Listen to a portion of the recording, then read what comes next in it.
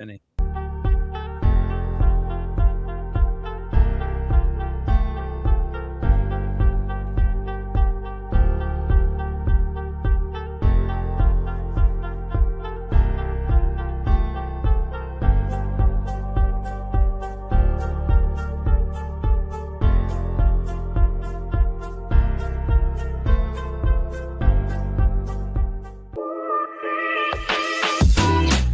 Welcome to Dental Unscripted.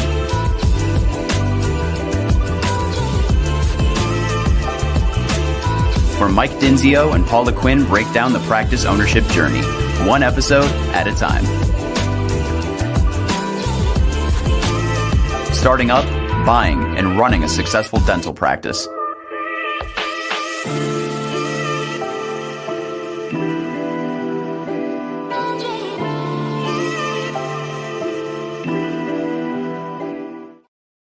All right, guys. Welcome back to another episode of Dental Unscripted.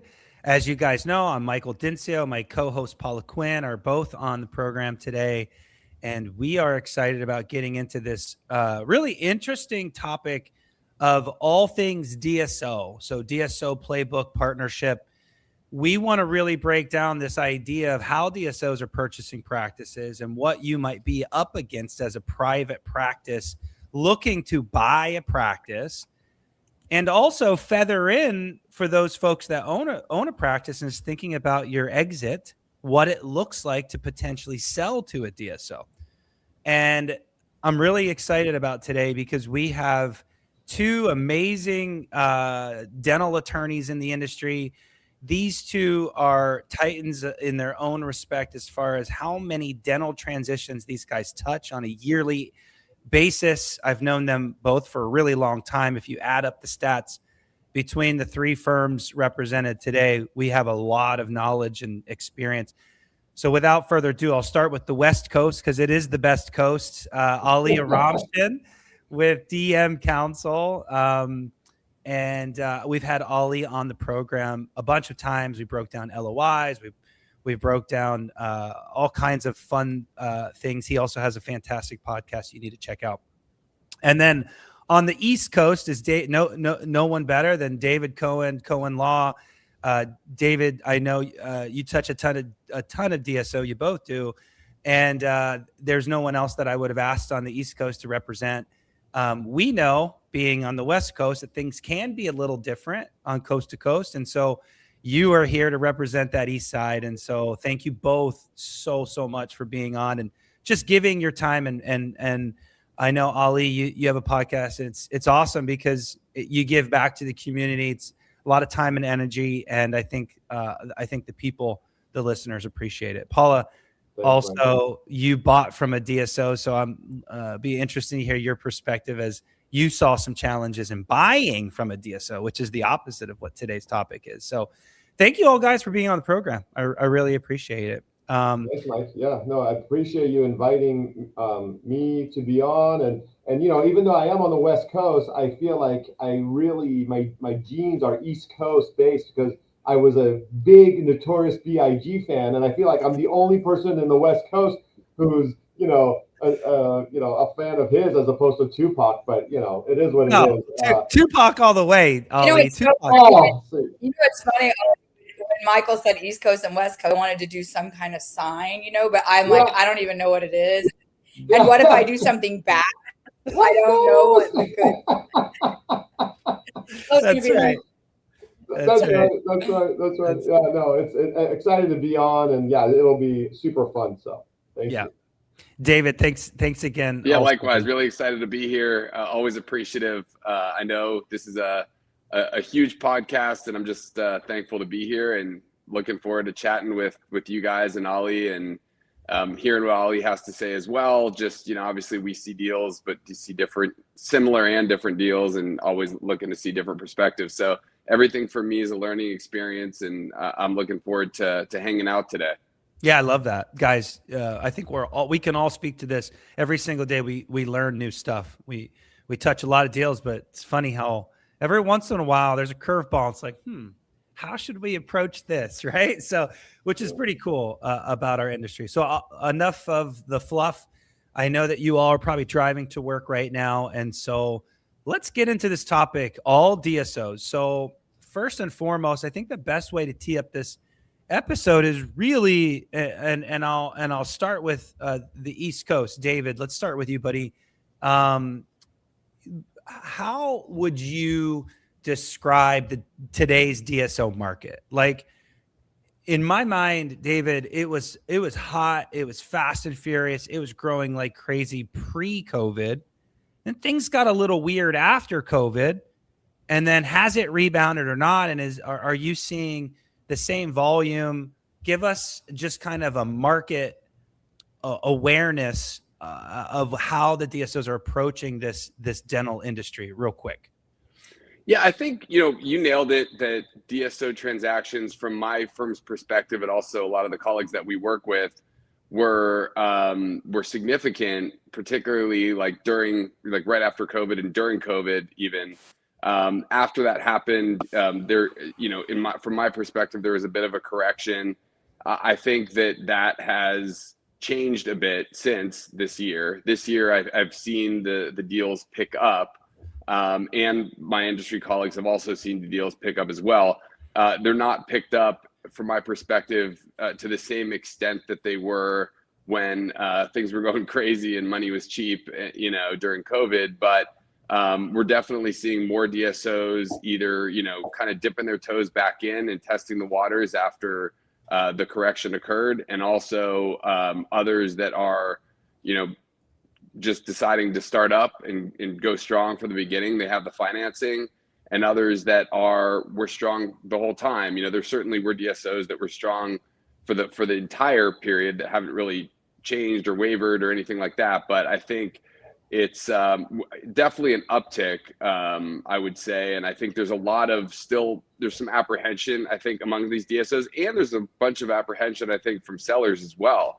Sellers have seen a lot of success stories from their colleagues, and they've seen a lot of horror stories from their colleagues, depending on the DSO, depending on the situation, depending on, all the factors that were, taken into account. So I think everybody's sort of like feeling each other out a bit, but definitely more willing to step to the table than they were, a couple of years ago.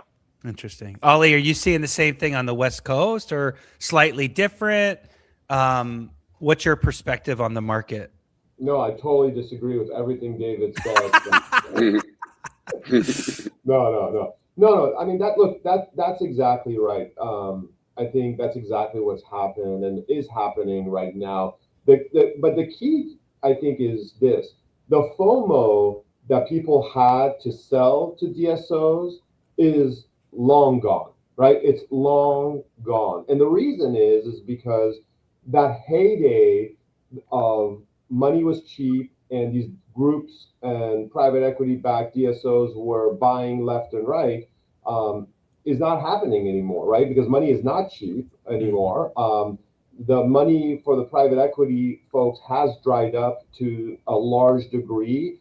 And the reason is because of let's just buy EBITDA and just build and then sell was flawed from the very beginning, and now we are seeing the impact of that. I mean, we've had 7 separate DSOs, 7, just this year, go on earnings calls with their partners and say your shares have zero value. Oh my gosh. Well, I actually want to get in. I'm glad you actually said that, Ali, because I remember going into COVID, and I was actually representing a seller in that moment. And going into that negotiation, a lot of big numbers were being thrown around, and then the world collapsed and they changed their offer. My client was like, what just happened? And I'm like, dude, the market is literally shifting on you right now. And it's interesting in that, I didn't understand it either. How DSOs could buy these, frankly speaking, small profit margin practices when you are paying the dentist. When you pay the dentist, you don't have that much left. Paula owned a practice and had to pay for a dentist. She in a lot of ways, she ran the DSO model when she owned. there's not a ton of profit there. And if you have to debt service, you guys both talked about that. You both did. If you have to debt service, now your profit's gone, or there's even less. Yeah. And so I'm sitting here thinking, how are these DSOs surviving with the hygienists that have gone up $10 an hour? Dental assistants have made up $5 an hour from pre-COVID to now. And I'm just like, how does this even make sense? So that, I'm glad we're all on the same page. The market has softened. DSOs are not winning as aggressively, but they're still happening. Can we all agree that they're absolutely still happening? Well, yeah. I mean, they are. And as David said, the good ones are still out there, right? Mm-hmm. But there's only a small handful of really, really good ones. And the problem, I think, is for a lot of sellers is that they go into these discussions being enamored by the first LOI, and David and I have been on both sides of that. It's like here's a number, suddenly it's like a 7-digit number that people are like, holy cow, I never thought my practice was worth this much, right? I'm going to go retire, in Fort Lauderdale where David is or wherever, and it's like no, like that's not reality. Just because they put that number there doesn't mean that one, that is the number you get, but two, that is a sound financial decision, right? Okay. So I mean, okay, so let's kind of pivot then. You said the solid DSOs. You both said solid DSOs. And I'm thinking to myself, like, okay, when I represented that one client that I had, it was like there was a lot of DSOs that were interested, but there were only like 2 or 3 that I knew and had relationship with that were reputable and are probably going to stand the test of time. So I don't know how many there are of those ones, but what does it look like? The next topic, what does it look like to be a good DSO, quote unquote? Like if you were to partner with a DSO, and it is a partnership, because, and we'll get into the deal structure here next. But what does a good partnership look like from a practice owner's perspective when you sell, which basically means you're partnering with that DSO? David, why don't you take that one? Yeah, I think that, it's not necessarily as much as good and bad with respect to DSOs. I mean, there's certainly some DSOs that have done wrong by their people that they have bought from. But for the most part, I think it's more about sort of a risk profile. There are DSOs that have been at it for a longer period of time than others. There's DSOs that have a track record, that have recapitalized, have owners that have recapitalized with other businesses even before this business, have a lot of they're continuing to show their strength by buying practices. They are pretty measured, and they're not always providing the highest value because they don't have to. And a lot of these DSOs are very client friendly, or I say doctor friendly, because doctors want to partner, as to answer your question, doctors want to partner with the DSO that's going to treat them like a true partner, and that's going to create a culture that is appealing, that lets them run things essentially how they ran them before, but also creates an environment that's fun, energetic, inspiring, and can be sort of collaborative even with other practices that are in the network, all with the same goal to recapitalize. And I think those are the great partners that you're seeing that didn't really waver during COVID. But they also, there's lesser risk, but there's also a lesser reward, right? A lot of these doctors get enamored by offers that are significantly more than maybe those tried and true DSOs would offer. And I'm generalizing here, of course, the tried and true DSOs, I'm sure for certain practices offer, high valuations, but I'm just saying in general, the more track record, the less risk that that DSO has to take, and that's less upside for the doctor that's going to sell to them. The newer DSOs that have to be competitive and have to, in order to grab the attention of doctors, have to offer better valuations or better allocations of the money in the enterprise value for the doctor to make it more appealing than those other maybe tried and true DSOs. those are the ones that there's a higher risk, but there's also a higher reward for the doctor.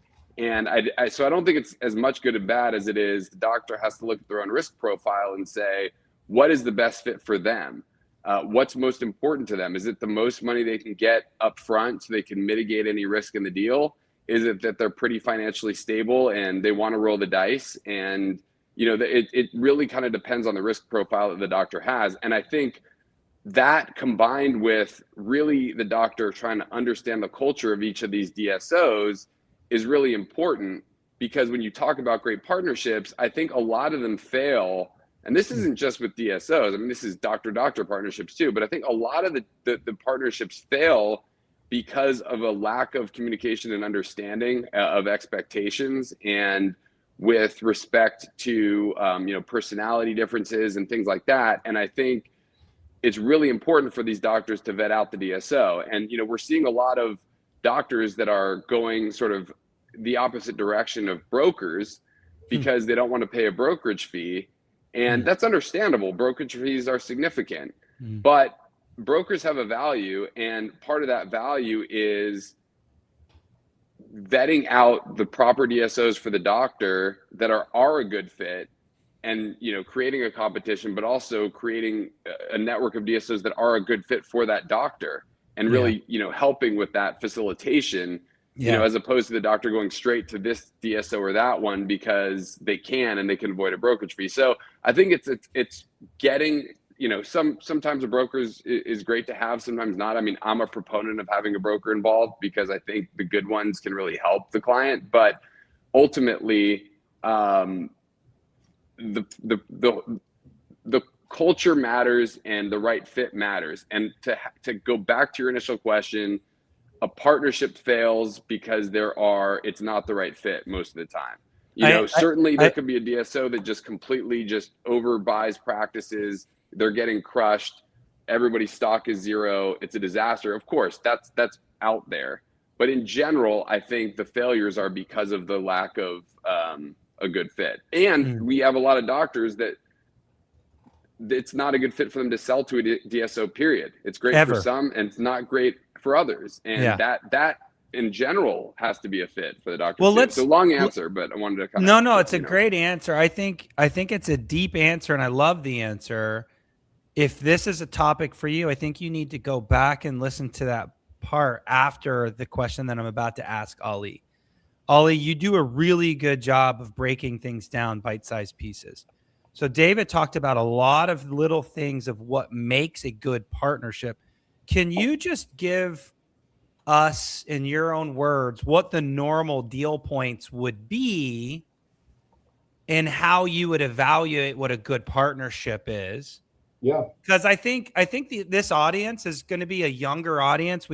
I think you're either just getting into ownership, maybe ownership hate it, you got into something, you don't want it. There's that out there, and you're looking for a partner to help. And you're thinking, oh, maybe DSO's the way.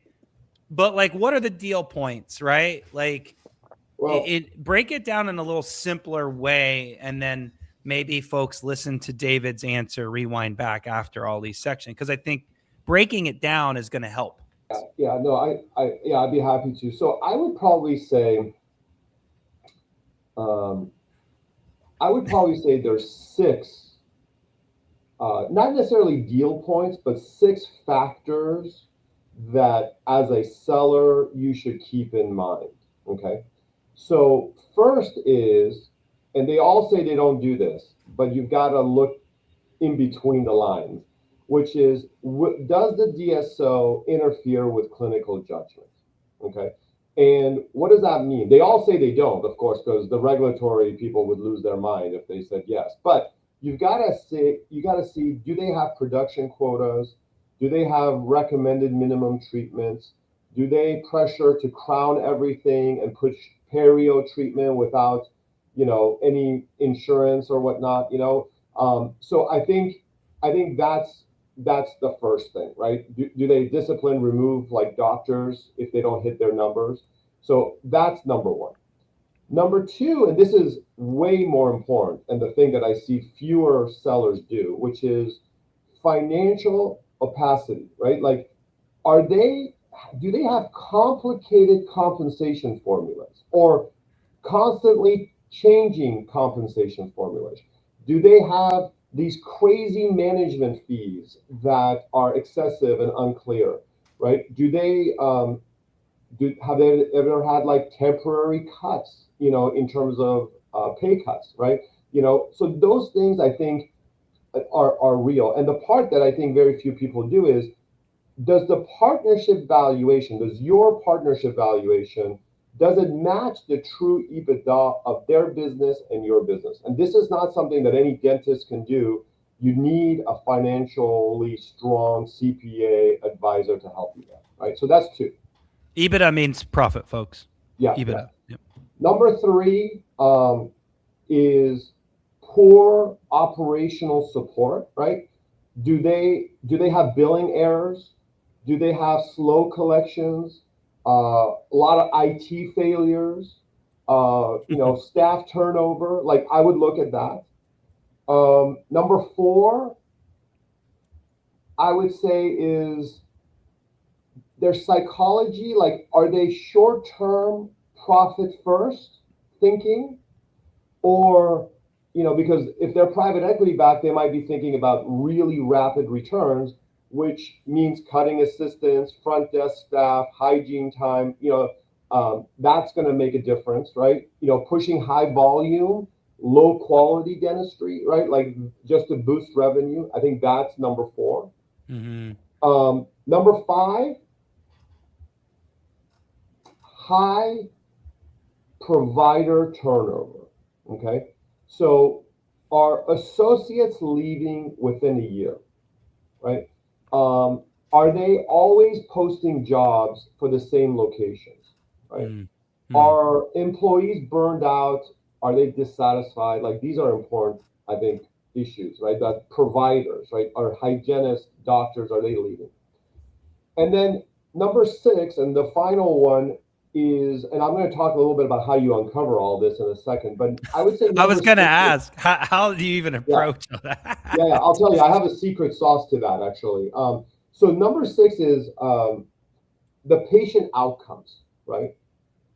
All of our businesses, David's business, Mike, your business, Paula, me, if we have bad client outcomes, Mm-hmm. right, that's a sign of really bad things, right?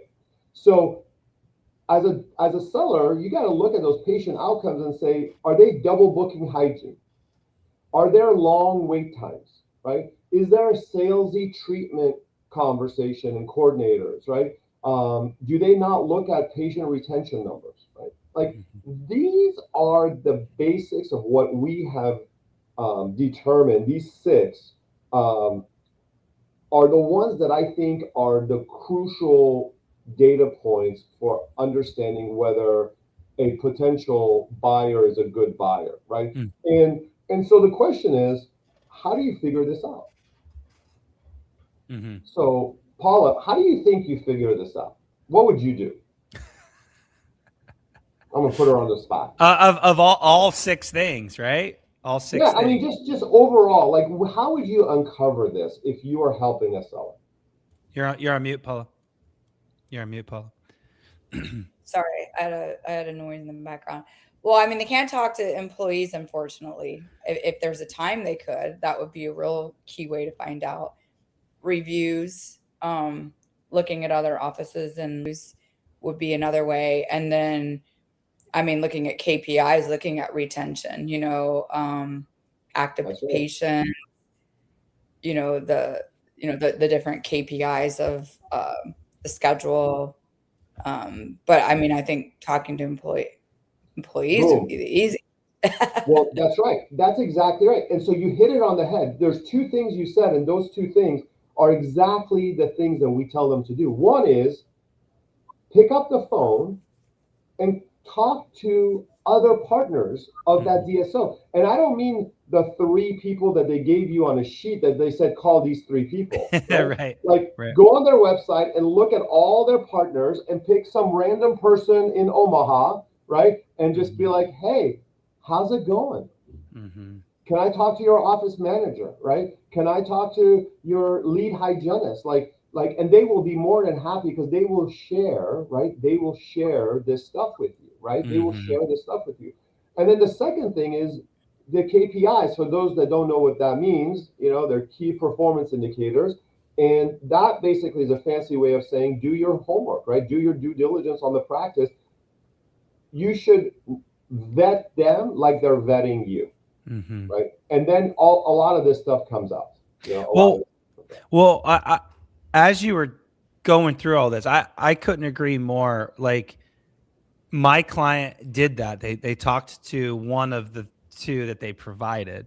He probably didn't call random one. So I think that's key right there is random, look at the list and randomly call. I love that.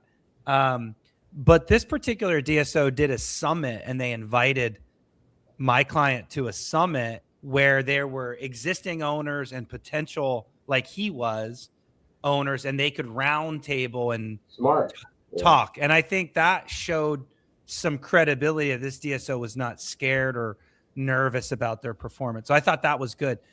I do think reviews are good though, because whenever, like, all the practice I coach, even the practice I bought, you see things like, this place has gone downhill. They treat me like a number. They're always running behind. Like, it's not going to be a dead giveaway, but people are pretty vocal on reviews now. I mean, it depends on how long it's been owned, but it will rear its ugly head in your reviews if it's, but yeah. Yeah. No, go ahead, Michael. Sorry.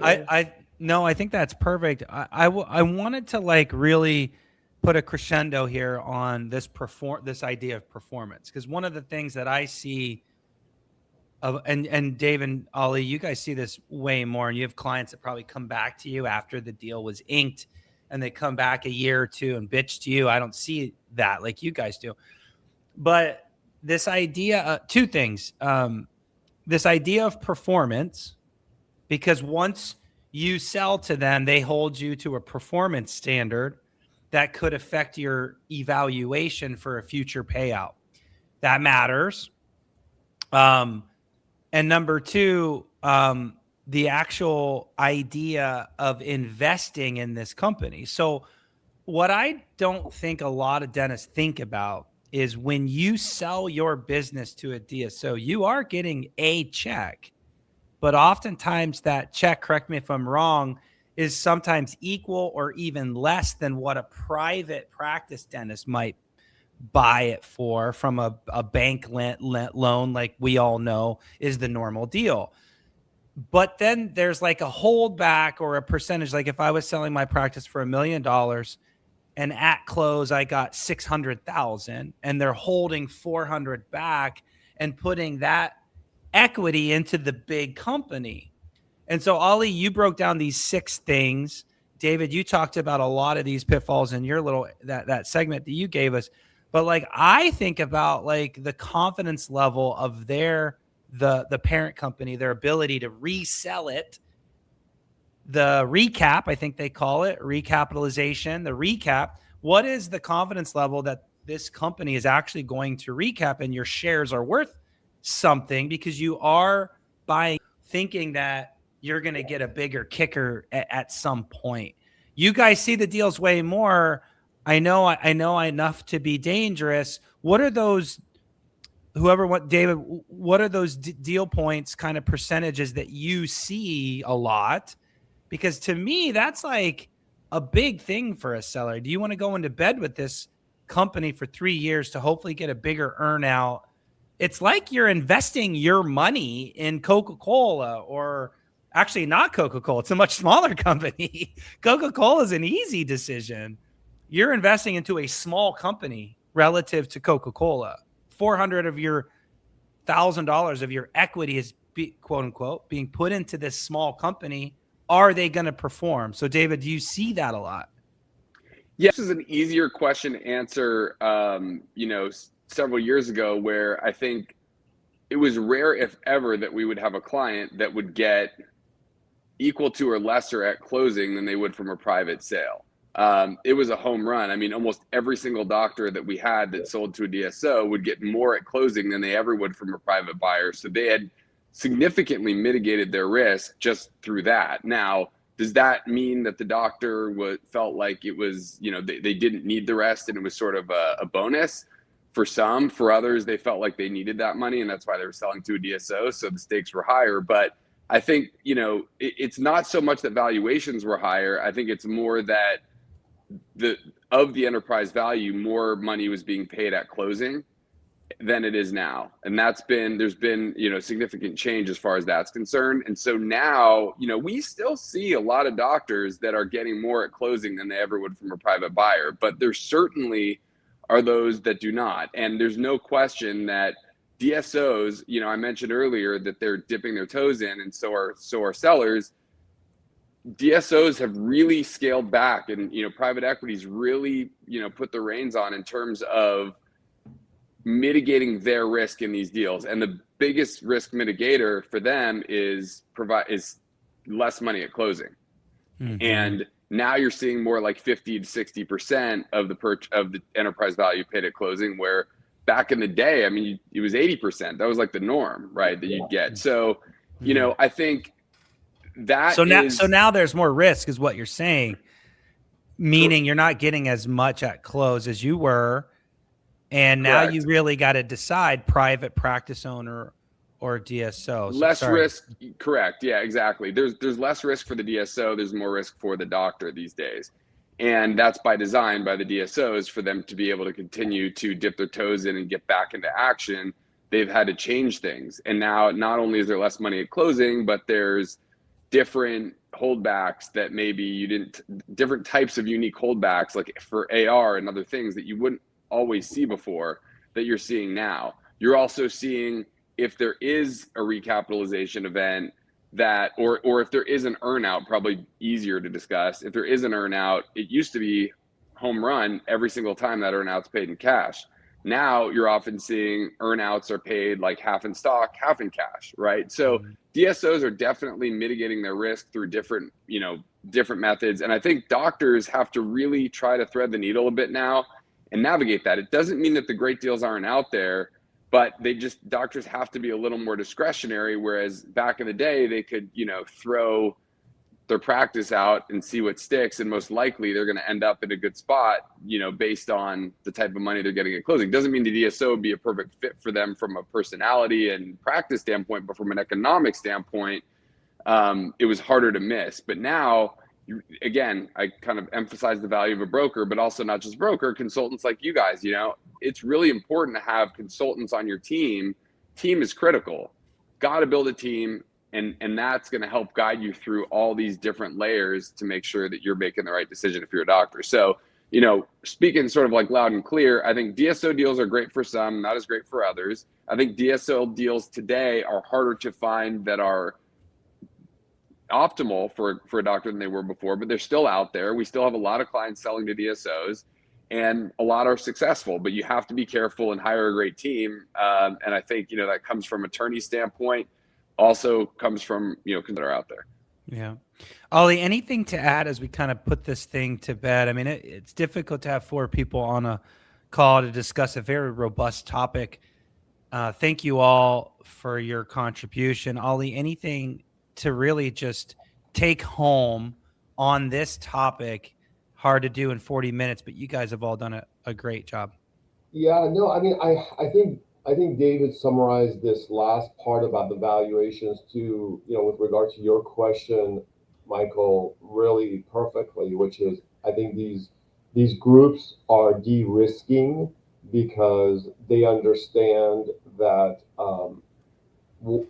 the heyday is gone and they can't just, buy practices, consolidate them quickly, and then hope to recap and just be done with it. I think they see that they have to put a lot of work in, and sometimes the margins aren't there, as you were saying, Michael. And so they de-risk by giving less to the doctors, and they're taking then more of a risk. And I think the message that I would say is there's zero doubt that there are some sellers out there where the DSOs and the groups are the only buyers that make sense, right? Because the practice is $2, $3, $4, $5, $6 million specialty group practice, and there's no one individual that can buy that office, right?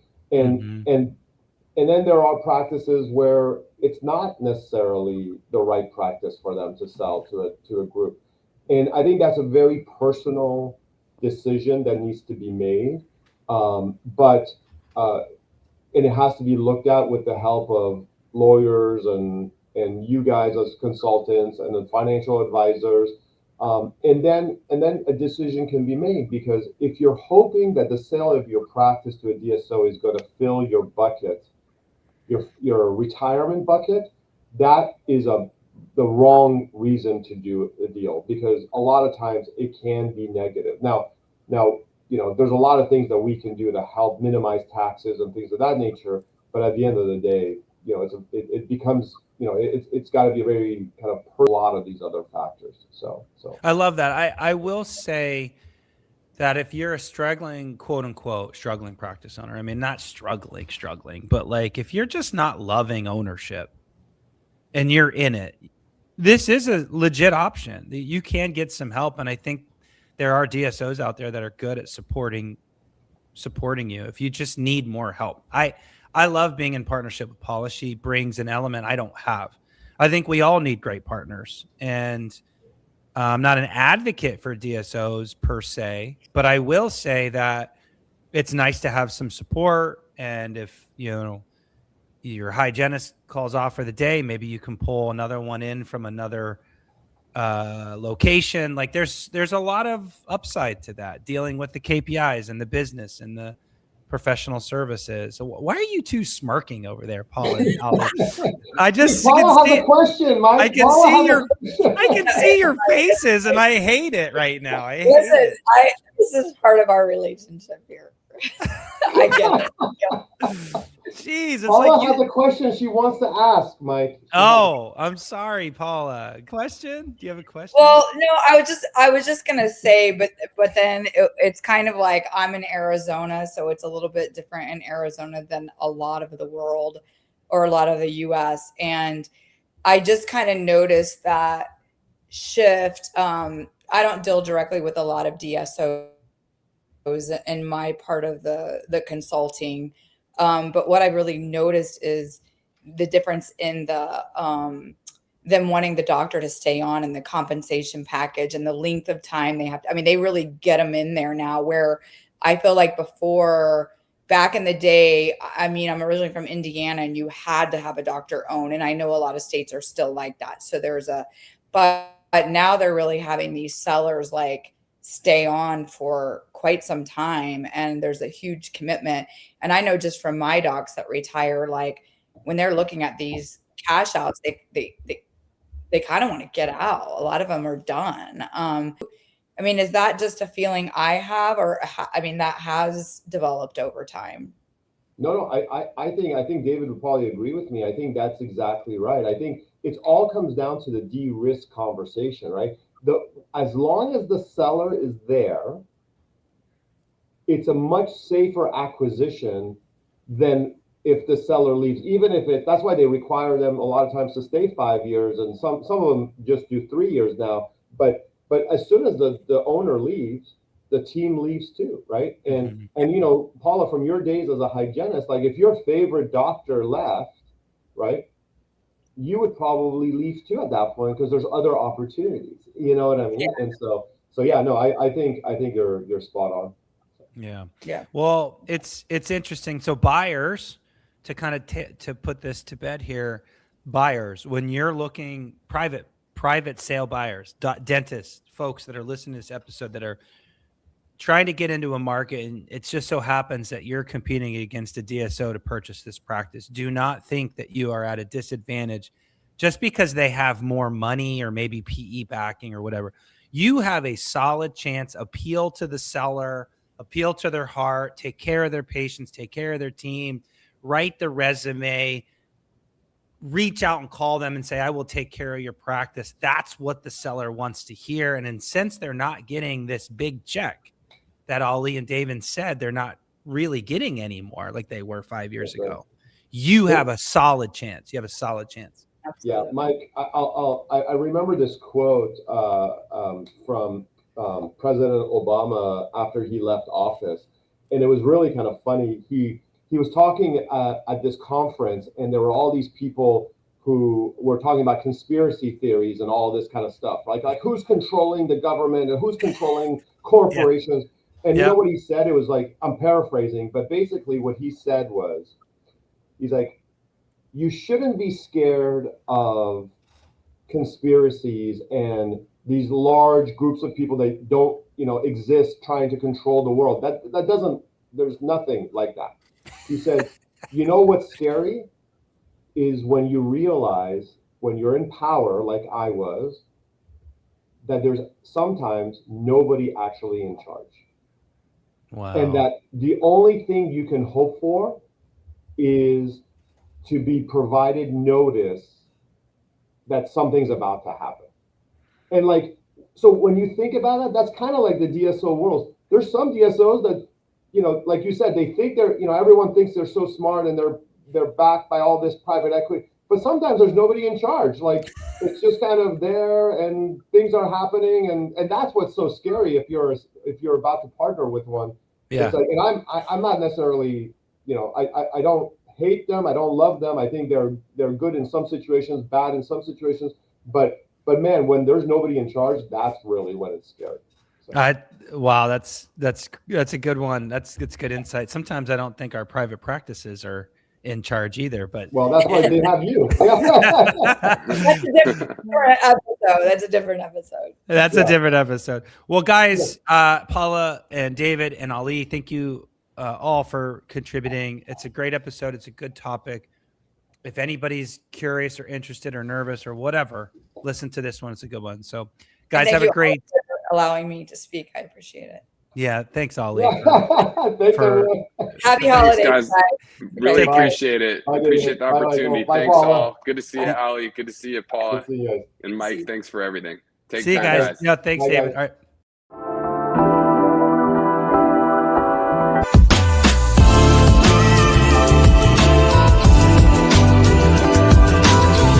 Thanks for listening. Let us know how you like the show. Rate us on Apple and Spotify. Subscribe and follow for more.